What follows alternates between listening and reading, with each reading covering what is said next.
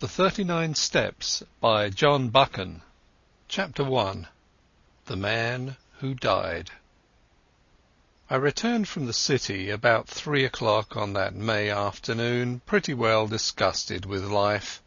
I had been 3 months in the old country and was fed up with it. If anyone had told me a year ago that I would have been feeling like that, I should have laughed at him, but there was the fact. The weather made me liverish. The talk of the ordinary Englishman made me sick. I couldn't get enough exercise, and the amusements of London seemed as flat as soda water that has been standing in the sun. "Richard Hannay," I kept telling myself, "you have got into the wrong ditch, my friend, and you had better climb out." It made me bite my lips to think of the plans I had been building up those last years in Bulawayo. I had got my pile, not one of the big ones, but good enough for me, and I had figured out all kinds of ways of enjoying myself. My father had brought me out from Scotland at the age of 6, and I had never been home since, so England was a sort of Arabian Nights to me, and I counted on stopping there for the rest of my days. But from the first I was disappointed with it. In about a week I was tired of seeing sights, and in less than a month I had had enough of restaurants and theatres and race meetings. I had no real pal to go about with, which probably explains things. Plenty of people invited me to their houses, but they didn't seem much interested in me. They would ask me a question or two about South Africa and then get on to their own affairs. A lot of imperialist ladies asked me to tea to meet schoolmasters from New Zealand and editors from Vancouver, and that was the dismalest business of all. Here was I, 37 years old, sound in wind and limb, with enough money to have a good time, yawning my head off all day. I had just about settled to clear out and get back to the veldt, for I was the best bored man in the United Kingdom. That afternoon I had been worrying my brokers about investments to give my mind something to work on, and on my way home I turned into my club, rather a pot-house which took in colonial members. I had a long drink and read the evening papers. They were full of the row in the Near East, and there was an article about Karolides, the Greek premier. I rather fancied the chap. From all accounts he seemed the one big man in the show, and he played a straight game too, which was more than could be said for most of them. I gathered that they hated him pretty blackly in Berlin and Vienna, but that we were going to stick by him, and one paper said that he was the only barrier between Europe and Armageddon. I remember wondering if I could get a job in those parts. It struck me that Albania was the sort of place that might keep a man from yawning. About 6 o'clock I went home, dressed, dined at the Café Royal, and turned into a music hall. It was a silly show, all capering women and monkey-faced men, and I did not stay long. The night was fine and clear as I walked back to the flat I had hired near Portland Place. The crowd surged past me on the pavements, busy and chattering, and I envied the people for having something to do. These shop-girls and clerks and dandies and policemen had some interest in life that kept them going. I gave half a crown to a beggar because I saw him yawn. He was a fellow sufferer. At Oxford Circus I looked up into the spring sky, and I made a vow. I would give the old country another day to fit me into something. If nothing happened, I would take the next boat for the Cape. My flat was on the first floor in a new block behind Langham Place. There was a common staircase with a porter and a lift man at the entrance, but there was no restaurant or anything of that sort, and each flat was quite shut off from the others. I hate servants on the premises, so I had a fellow to look after me who came in by the day. He arrived before 8 o'clock every morning, and used to depart at 7, for I never dined at home. I was just fitting my key into the door when I noticed a man at my elbow. I had not seen him approach, and the sudden appearance made me start.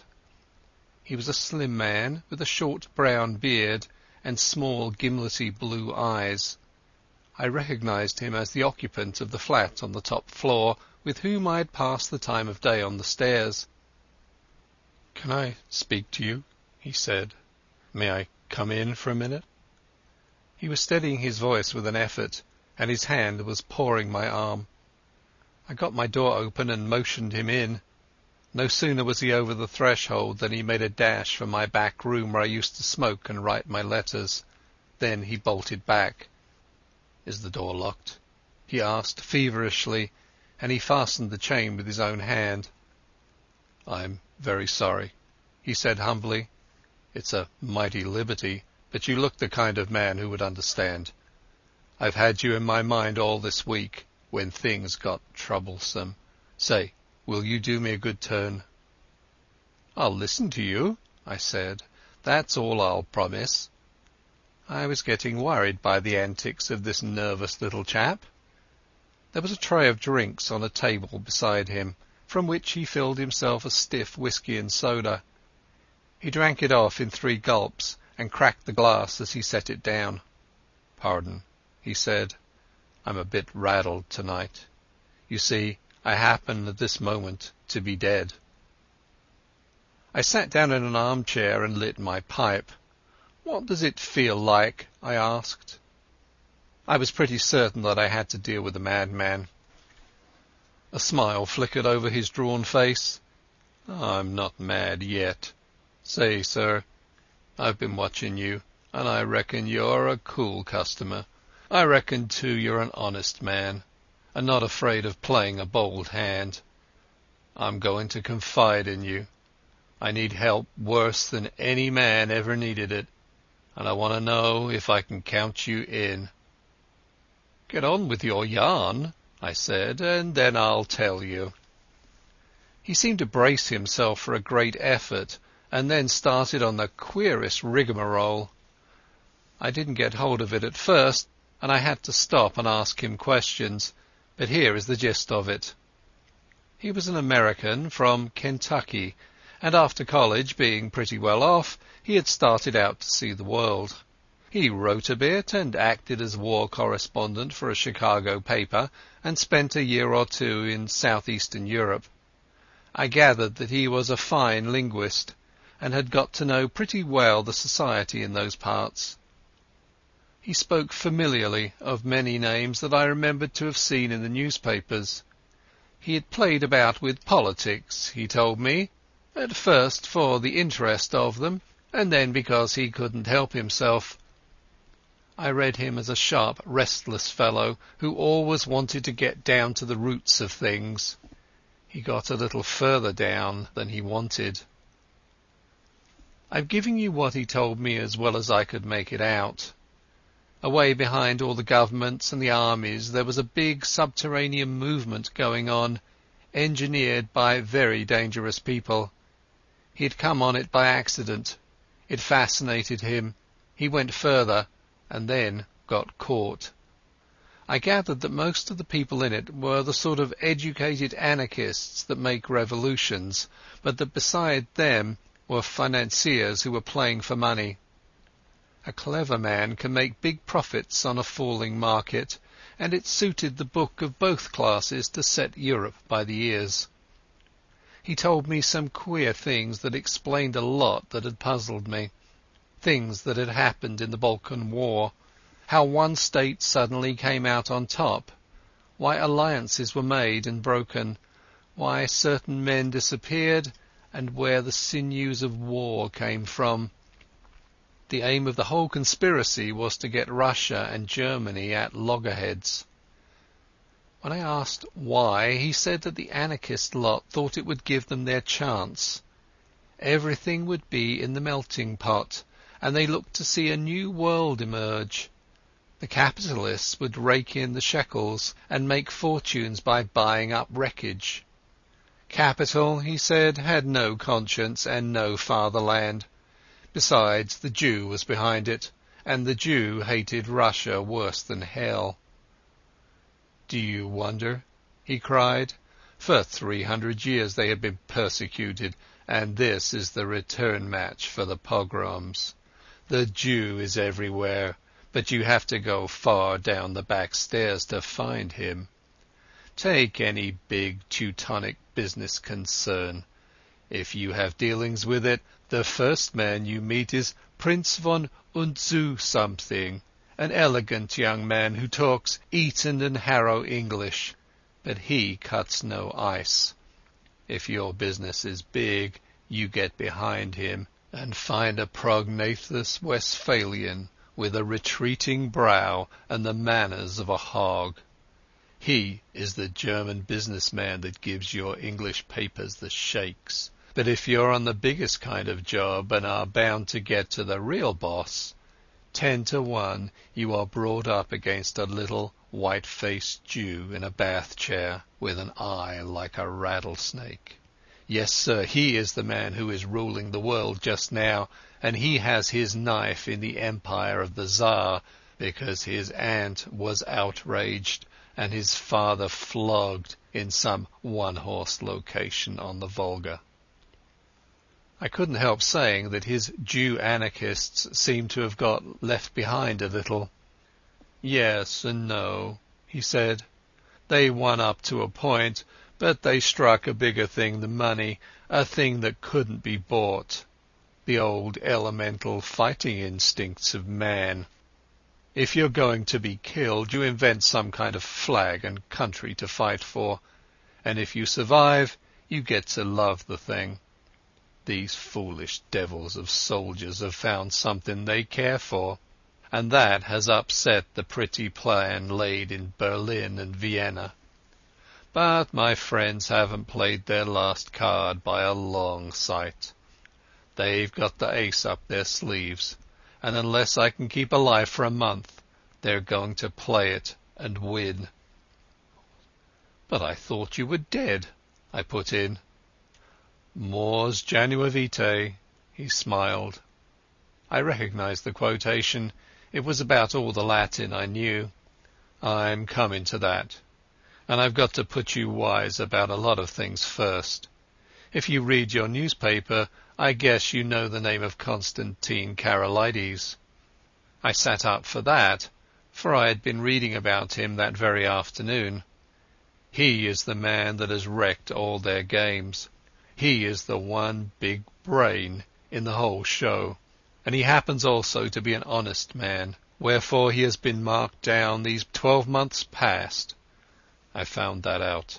Not that it was difficult, for any fool could guess as much. But I found out the way they were going to get him, and that knowledge was deadly. That's why I have had to decease. He had another drink, and I mixed it for him myself, for I was getting interested in the beggar.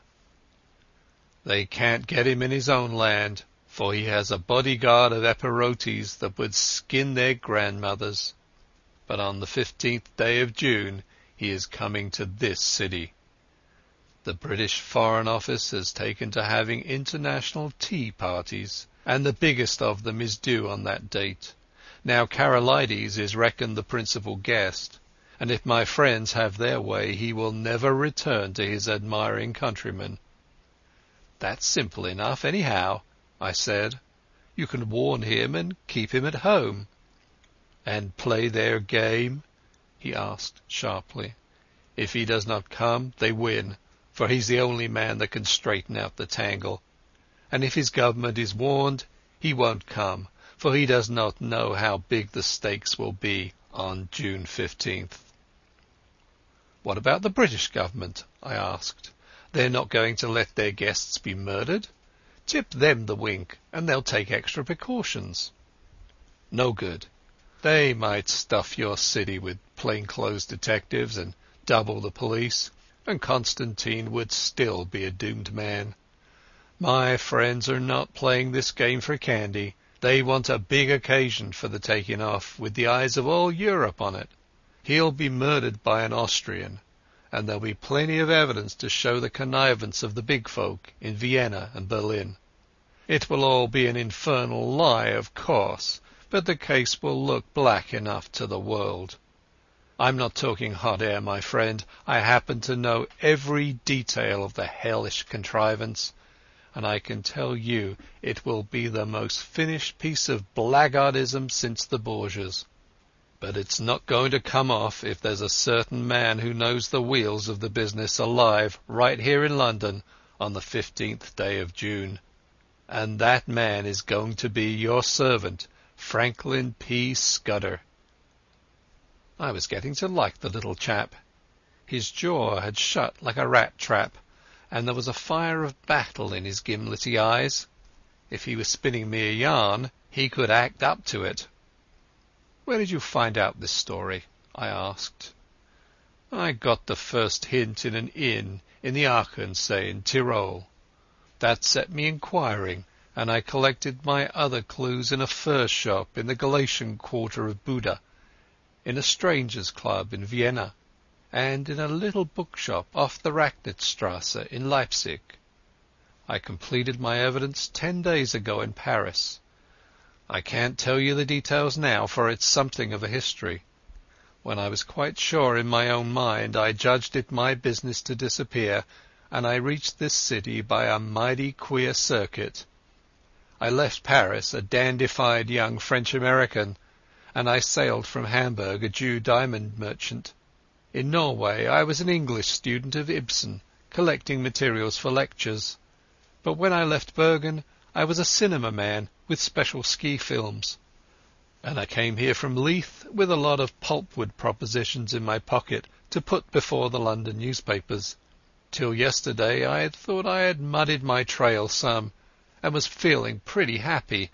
Then—" The recollection seemed to upset him, and he gulped down some more whisky. "Then I saw a man standing in the street outside this block. I used to stay close in my room all day, and only slip out after dark for an hour or two. I watched him for a bit from my window, and I thought I recognized him. He came in and spoke to the porter. When I came back from my walk last night, I found a card in my letter-box. It bore the name of the man I want least to meet on God's earth." I think that the look in my companion's eyes, the sheer naked fright on his face, completed my conviction of his honesty. My own voice sharpened a bit as I asked him what he did next. "I realized I was bottled up as sure as a pickled herring, and that there was only one way out. I had to die. If my pursuers knew I was dead, they would go to sleep again." "How did you manage it?" "I told the man that valets me that I was feeling pretty bad, and I got myself up to look like death. That wasn't difficult, for I'm no slouch at disguises. Then I got a corpse. You can always get a body in London if you know where to go for it. I fetched it back in a trunk on the top of a four-wheeler, and I had to be assisted upstairs to my room. You see, I had to pile up some evidence for the inquest. I went to bed and got my man to mix me a sleeping draught, and then told him to clear out. He wanted to fetch a doctor, but I swore some and said I couldn't abide leeches. When I was left alone I started in to fake up that corpse. He was my size, and I judged had perished from too much alcohol, so I put some spirits handy about the place. The jaw was the weak point in the likeness, so I blew it away with a revolver. I dare say there will be somebody tomorrow to swear to having heard a shot, but there are no neighbours on my floor, and I guessed I could risk it. So I left the body in bed, dressed up in my pyjamas, with a revolver lying on the bedclothes, and a considerable mess around. Then I got into a suit of clothes I had kept waiting for emergencies. I didn't dare to shave for fear of leaving tracks, and besides, it wasn't any kind of use my trying to get into the streets. I had you in my mind all day, and there seemed nothing to do but to make an appeal to you. I watched from my window till I saw you come home, and then slipped down the stair to meet you. There, sir, I guess you know about as much as me of this business." He sat blinking like an owl, fluttering with nerves, and yet desperately determined. By this time I was pretty well convinced that he was going straight with me. It was the wildest sort of narrative, but I had heard in my time many steep tales which had turned out to be true, and I had made a practice of judging the man rather than the story. If he had wanted to get a location in my flat and then cut my throat, he would have pitched a milder yarn. "Hand me your key," I said, "and I'll take a look at the corpse. Excuse my caution, but I'm bound to verify a bit if I can." He shook his head mournfully. "I reckoned you'd ask for that, but I haven't got it. It's on my chain on the dressing table. I had to leave it behind, for I couldn't leave any clues to raise suspicions.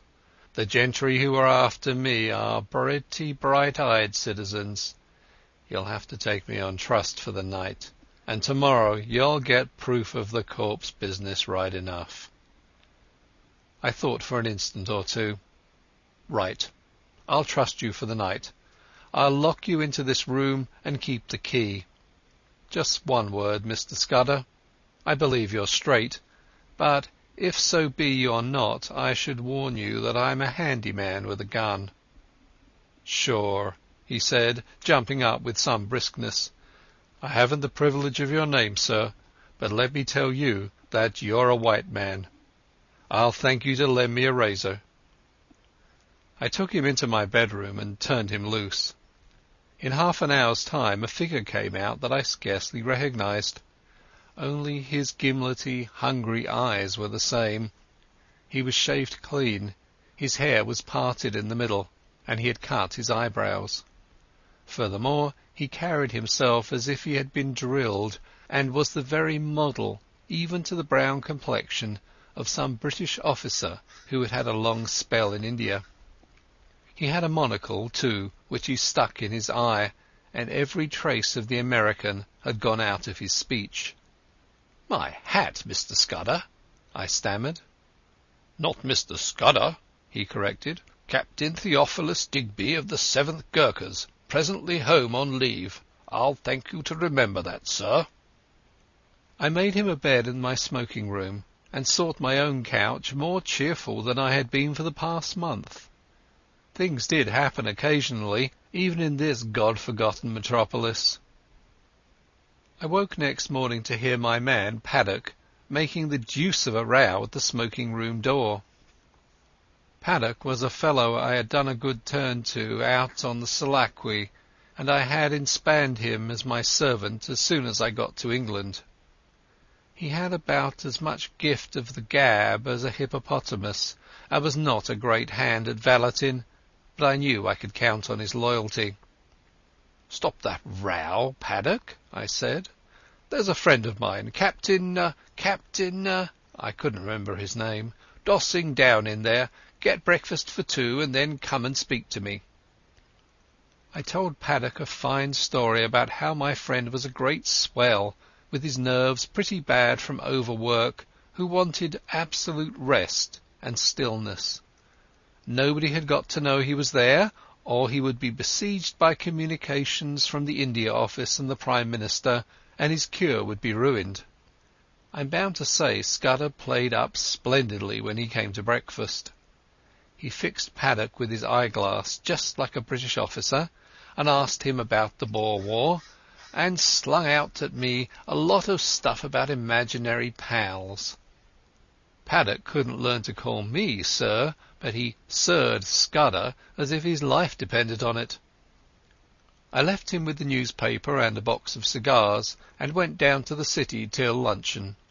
When I got back the porter had a weighty face.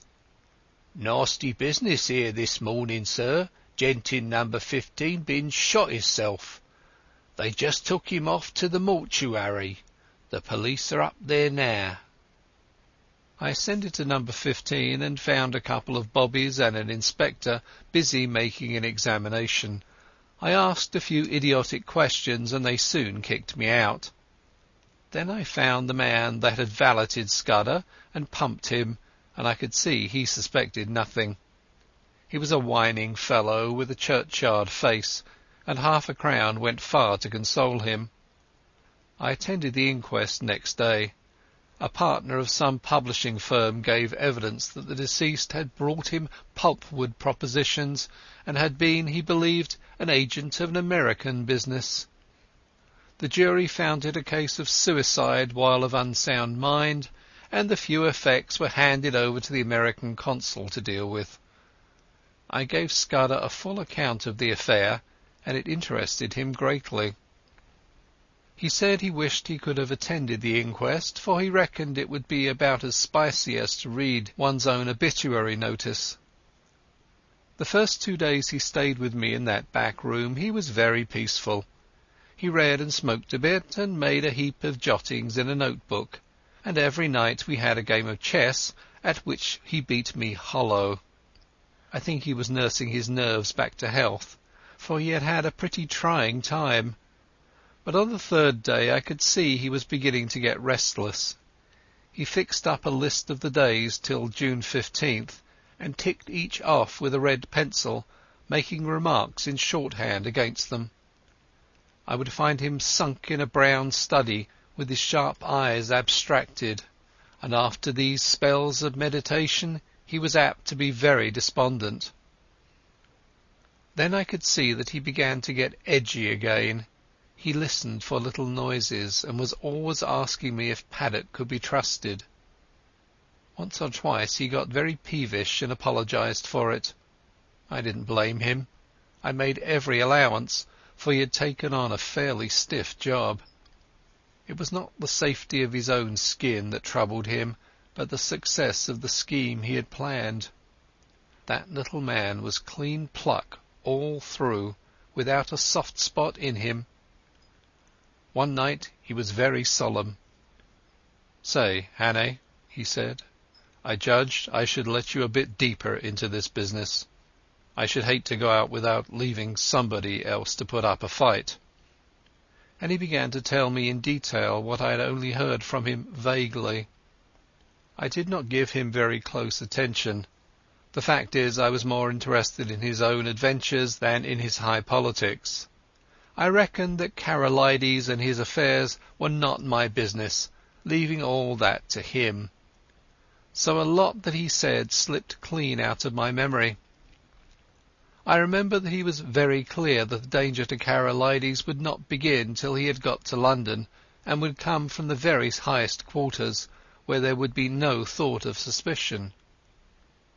He mentioned the name of a woman, Julia Czechenyi, as having something to do with the danger.